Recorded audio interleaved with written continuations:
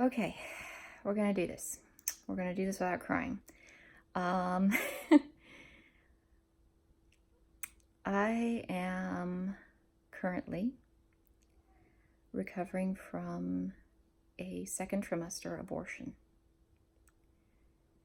And I wanted to tell you how that happened and why that happened, because there are other women, probably right now, who are facing the decision that I made. And I want to help give them clarity. If that helps in any way, that would be fantastic.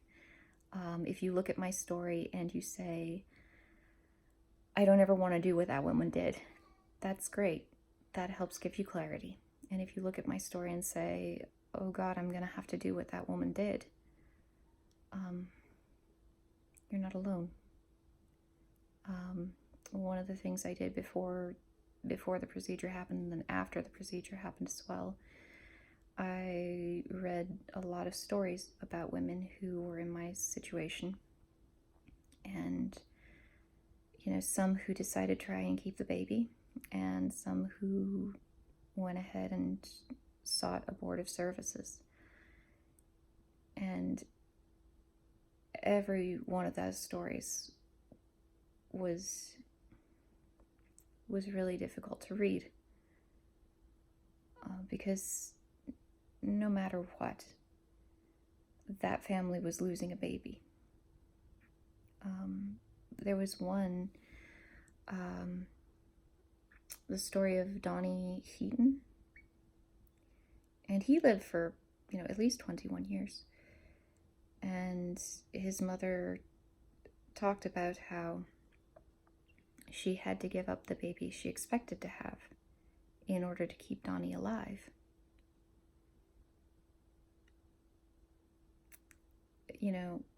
People don't talk about situations like mine because it doesn't fit neatly into the abortion debate, and nobody ever wins when you're in a situation like mine. No matter what, nobody wins.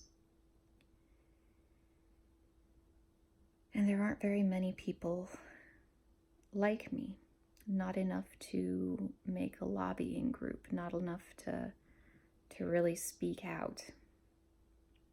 There are a lot of individuals and there are a lot of people who don't ever talk about this. And I discovered, before and after the procedure, that doesn't mean there aren't a lot of people very quietly not mentioning it.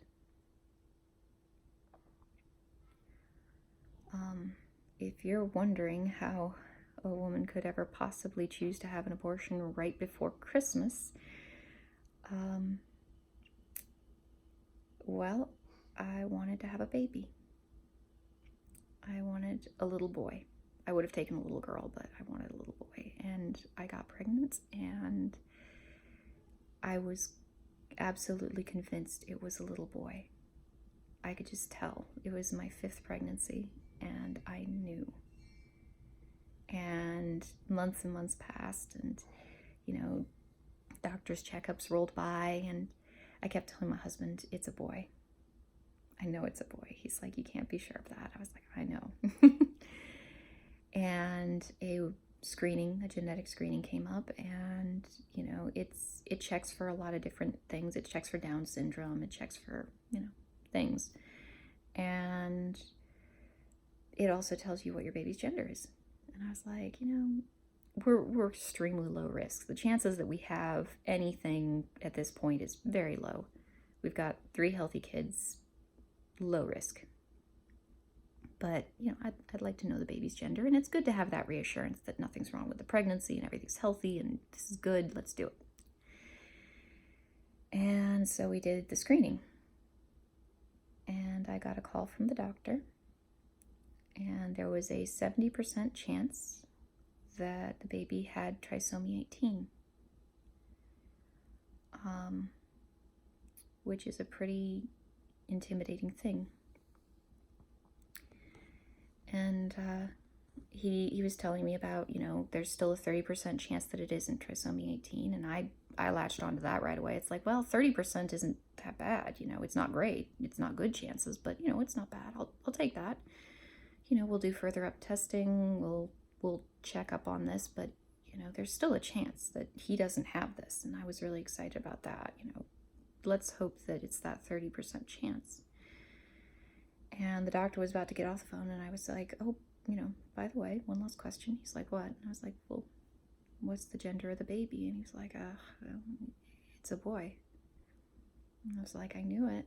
I knew it was a boy. So, we scheduled follow-up testing, which was difficult to do because it was right when the holidays were hitting. And so, the place that we were going to do the follow-up testing at was just completely slammed. And, after a couple of phone calls with them, they found out what we were testing for, and they squeezed us in probably sometime when they couldn't really have squeezed us in otherwise. And I'm really grateful for that. And we came in, and they did an ultrasound, and it really didn't look good. Baby was not growing well. Baby had a pretty obviously deformed heart, which you don't see it generally that early in a pregnancy, those symptoms of this disease, but it was already starting to show manifestations. And so we did an amniocentesis, which was interesting. They take this gigantic needle. I'm not a fan of needles. And they actually push it right through your abdomen. And it sounds a lot scarier than it is. And the doctor talked me through it, and they did that, and they got some amniotic fluid, and they sent that in for testing. And a lot of people will tell you that the tests aren't accurate. And the screening isn't. The screening is only about 70% accurate in our case. And for other screenings, it's more accurate. It depends on your age. There's a lot of factors. And so, we did the amniocentesis so we could be sure. And we got a call back. And the baby very definitely had trisomy 18. So, it's the second most common chromosomal disorder after Down syndrome. And there are people out there who have had to deal with it. And for myself and my husband, we looked at it, and there were 3 different ways that we saw people dealing with trisomy 18. And the first one is you try to keep the baby alive. You realize the baby's going to be sick. You realize the baby's going to have a lot of health problems. You start developing a care plan before the baby is born. And then the moment the baby is born, you start working toward, any kind of surgeries the baby's going to need, any kind of health care the baby's going to need, and you try to keep your baby alive. And that's when people like, that's where you hear about stories of people like Donnie Heaton who lived to be 21. It can be done.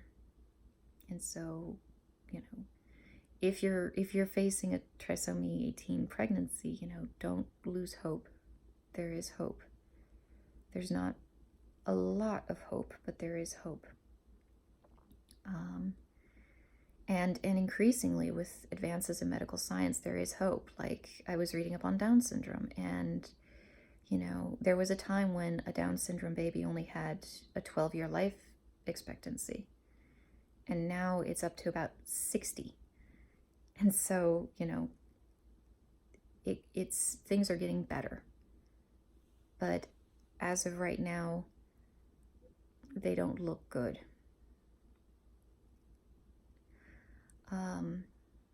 The second thing that I saw people doing a lot was hospice care. They would arrange hospice care before the baby was born so that when the baby was born, they didn't have to do any arrangements or any paperwork. They could just focus on their baby and focus on loving their baby as much as possible while he or she was still alive. And I saw some beautiful stories of people doing that.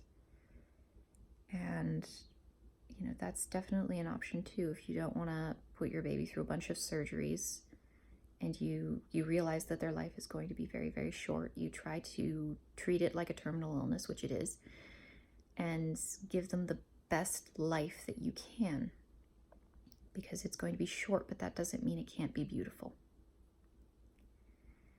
And the third option, which is of course the option that I took, was to terminate the pregnancy. And for me, you know, I've had a few near-death experiences in my life, and I realized, you know, from my own personal beliefs, you know, death itself is not that bad. It's the route you take to get there that makes the difference. And so for me, and, you know, obviously I talked with my husband quite a bit about this, for us and for our son, we decided to figure out what a good death was, because death was coming. And I didn't want to approach that in denial. I didn't want to fight against the inevitable. I wanted to try and accept that and make sure that my son had the best and the most loving and the most gentle death that I could give to him. And for me and for my family, that death involved an abortive procedure.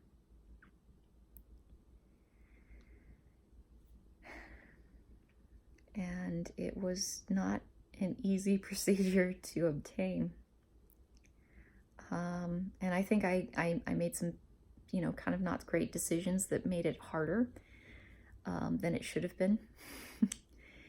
And I know that obtaining a procedure like that in circumstances like these is going to be more or less difficult depending on the state and depending on a lot of factors within that state.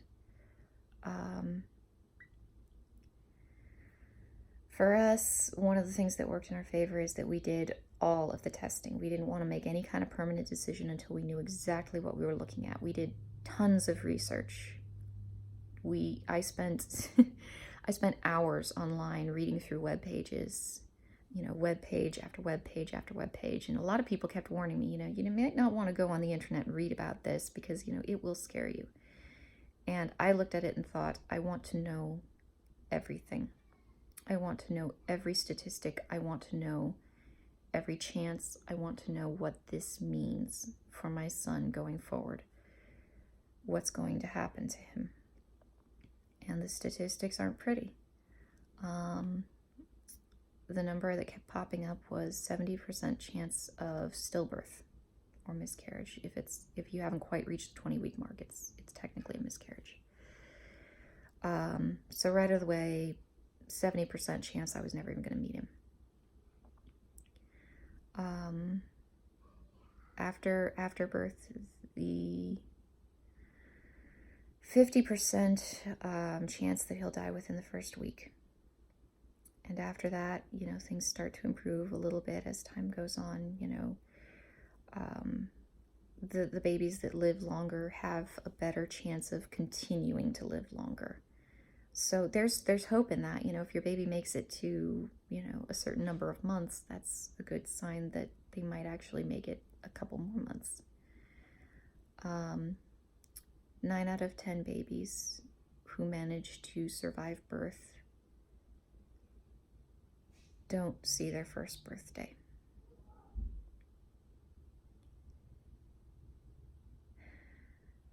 And so, you know, And then I read through the stories of the miracle babies who do see their first birthday, and then their second, and their third, and their fourth, and they go on, and sometimes live pretty impressively long lives. And a lot of the parents of these babies are like, we never gave up hope. Don't listen to your doctors, just have faith in God and keep going and keep hoping. And I have faith in God, but I also understand how statistics work.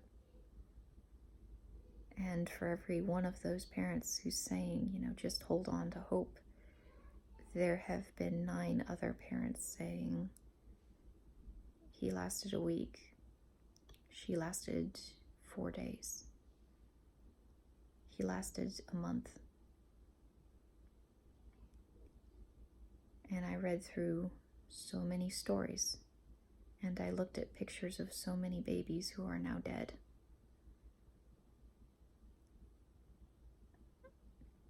And maybe that influenced my decision, and I'm willing to accept that there might have been things influencing my decision that were not good things. I'm willing to accept that there is a chance my decision was not the right decision. But every time I've looked at stories about parents who put their children in hospice care, and got to spend a beautiful sliver of time with them, all these stories, they're beautiful stories, and they work for a lot of families, and I don't think they would have worked for me. For me, it was about finding the good death. And we don't have a good idea of what a good death is in our society. We don't want to look at death. I had to look at death in my life. I've had to look at death a couple times. And so is my husband. And maybe that's a bad thing. Maybe we're just too comfortable with death, but I look at the way our society treats it and how we turn our faces away from it and how we try to pretend it doesn't exist until we reach a certain age, and that happens so quickly that we never really saw it coming, and then we find out that we're old and we won't live forever and we're going to die, and it terrifies us. And for some of us in this society, we've had to face the fact that we might die. And it changes your perspective. And it definitely changed my perspective. And I spent a lot of time thinking about, the good death and how to find that for my son. And I spent a lot of time working to obtain that for my son. I went to one of the only Planned Parenthoods, the closest Planned Parenthood to where we were, that would actually be able to provide us at our stage of pregnancy with an abortive procedure. And that was hours and hours of driving. So my husband took the day off, and the 2 of us had a road trip. And we got there, and they wouldn't let my husband come in for the consultation for the abortion. Under any circumstances, no exceptions, and they wouldn't explain to us why that was. They just said, it's our policy. And that's the beginning of the story about how I got us kicked out of an abortion clinic. Which, I don't know. I remember when they finally came to tell me that they were asking me to leave, and all I could think was, I don't want my son to die here. This isn't a good place to die. This isn't a good death. I don't want my son to die here. And it was after that incident that I realized that this wasn't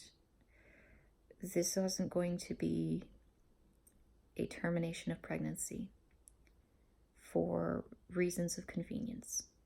This wasn't going to be just get rid of it. This wasn't going to be make the problem go away. This wasn't going to be a non-person. This was my son, and I loved him dearly, and I wanted to provide him with the care that I would have asked for myself.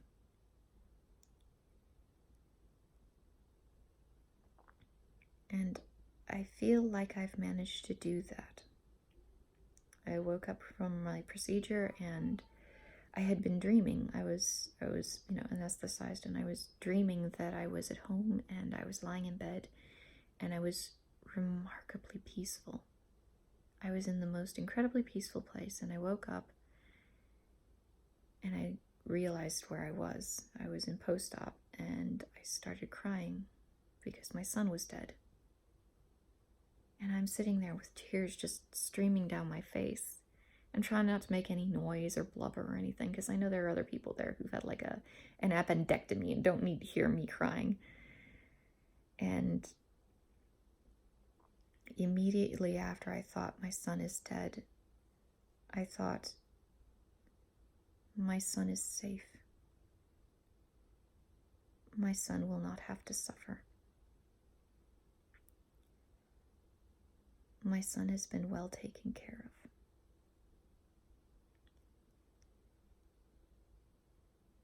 And I never really thought that an abortion could be that way. I never really thought about abortion at all. I mean, why would I think about abortion? It's not going to affect me. I'm immensely grateful to the people who helped me when my son was dying. They were very kind. They treated him with respect and dignity. I asked them, beforehand, what I could do what choices I could make to minimize his suffering, because that was very important to me. And I was very lucky, because at that time, at that stage of pregnancy, even by the most conservative estimates, he was not yet developmentally to a place where he was capable of feeling pain, and that meant a great deal to me.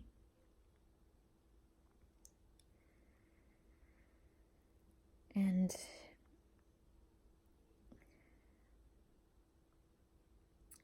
I think that's all for now. I think that's all I have to say at the moment. I'm hoping to do a handful of videos for people who want to try and keep a trisomy 18 baby alive, videos for people who, might have accepted that death is coming and are trying to find the best way to handle that. Because there are different ways to handle that. My first pregnancy was ectopic, which was not a good situation. I was bleeding, and I was in a lot of pain, and I was in deep, deep denial. And I'm sure that there are other women out there who are facing a trisomy 18 diagnosis, and they're in deep denial, and they don't know what to do, and there are a lot of options available. And our healthcare providers seemed very hesitant to talk about those options, because I suspect, I could be wrong, I think they were afraid, I suspect they were afraid to push us in one direction or the other. And so it was really funny, by the time we reached the physician who eventually helped us with, our son's death,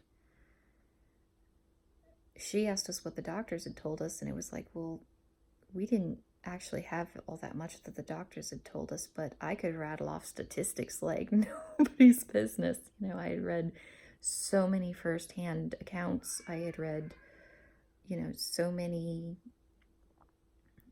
stories and so many, probabilities, and, I had them all neatly arranged, and so I just told her everything. I told her that I had looked into carrying to term and donating my son's organs, and I'd seen people were able to do that in some cases of, non-viable pregnancy. And it turns out that you can't do that with trisomy 18 because every organ is affected. So, I mean, I learned a lot. And it was definitely an eye-opening experience on a lot of levels. And I would like to share that with you, and hopefully it gives you clarity. And at the very least, I hope it lets you know that you're not alone.